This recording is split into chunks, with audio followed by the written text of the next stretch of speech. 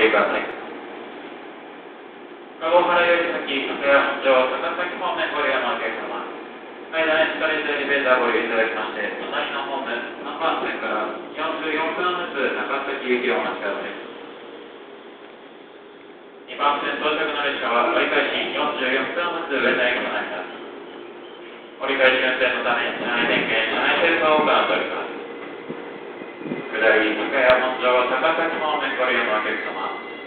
橋を渡りまして、隣のホーム、3番線から44分ずつ高崎行きとなります。